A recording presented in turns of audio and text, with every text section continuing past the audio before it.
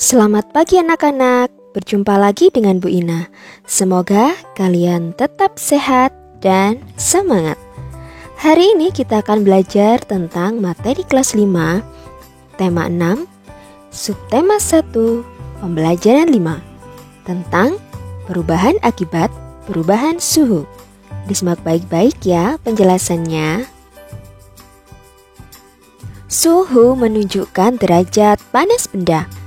Semakin tinggi suhu suatu benda, semakin panas benda tersebut. Suhu menunjukkan energi yang dimiliki oleh suatu benda. Energi panas dapat mengubah benda. Beberapa benda akan mengalami pemuaian.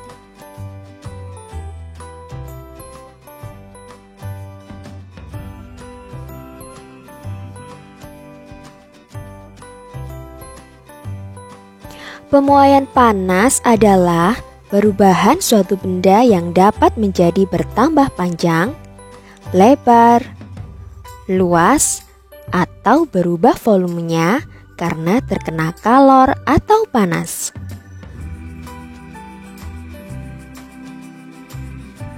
Sedangkan penyusutan adalah perubahan suatu benda yang menjadi berkurangnya panjang, lebar, dan luas karena terkena suhu dingin.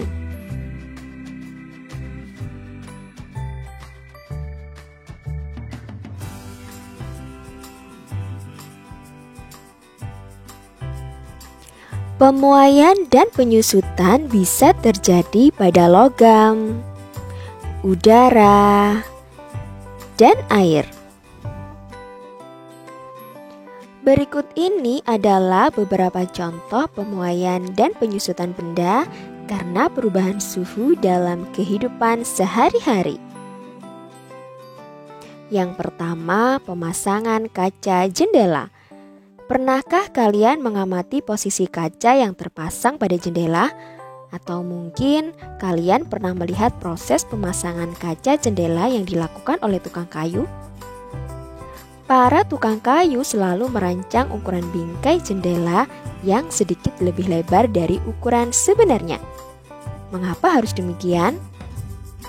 Hal ini dilakukan oleh tukang kayu dengan tujuan untuk memberikan ruang pemuaian bagi kaca saat terkena panas.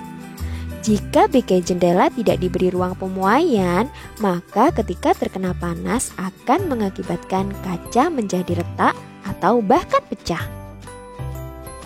Selain itu, untuk menghindari keretakan kaca saat ada bunyi yang menggelegar seperti ketika ada petir atau bunyi keras yang lainnya. Yang kedua, ban sepeda atau motor dan ban mobil. Tahukah kalian apa yang terjadi ketika kalian memompa udara terlalu banyak ke dalam ban sepedamu? Jika ban sepeda motor, dan ban mobil diisi udara terlalu banyak, maka ban akan mengeras dan menjadi tidak nyaman dikendarai. Selain itu, mengisi udara terlalu penuh ke dalam ban sepeda atau mobil akan membahayakan pengemudinya. Ban yang diisi terlalu banyak udara dapat meletus dan dapat mengakibatkan kecelakaan. Hal ini disebabkan karena udara di dalam ban dapat memuai karena panas.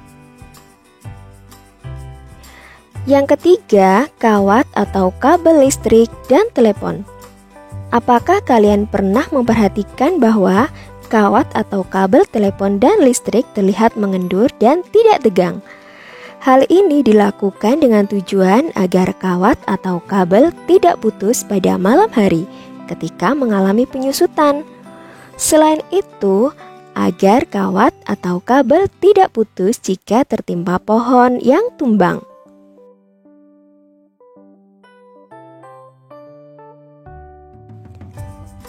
Yang keempat, pemuaian yang terjadi pada gelas kaca. Pernahkah kalian melihat sebuah gelas kaca yang tiba-tiba pecah atau retak ketika dituangi air panas? Hal ini terjadi karena adanya pemuaian yang tidak merata pada bagian gelas. Oleh karena itu, disarankan agar tidak menuangi gelas basah atau gelas dingin dengan air panas yang baru saja mendidih. Pada saat air panas dituangkan, maka gelas kaca pada bagian dalam langsung menjadi panas juga karena menyerap panas. Sementara bagian luar gelas tetap dalam keadaan dingin. Oleh karena gelas bagian dalam kondisinya panas, maka ia langsung memuai. Sementara bagian luar tetap dalam kondisi semula. Kondisi itulah yang membuat gelas pecah ketika dituang air panas. Yang kelima, pemuaian pada sambungan rel kereta api. Sambungan pada rel kereta api dibuat ada celah antara dua batang rel. Hal ini dilakukan untuk memberikan ruang muai sehingga saat terkena panas, rel tersebut tidak melengkung. Rel yang melengkung akan membahayakan gerbong kereta yang melewatinya.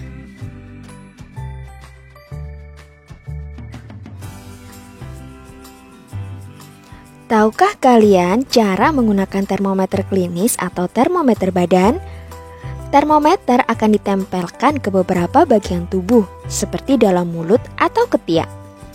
Tujuannya adalah untuk mengukur suhu panas tubuh. Setelah beberapa lama, cairan di dalam termometer akan naik karena terjadi pemuaian setelah mendapatkan panas dari tubuh. Cairan akan berhenti pada angka tertentu untuk menunjukkan suhu tubuh. Ketika termometer tidak digunakan, akan kembali turun karena mengalami penyusutan. Nah, sekarang kalian sudah paham kan tentang materi pelajaran hari ini? Sampai jumpa di pembelajaran selanjutnya.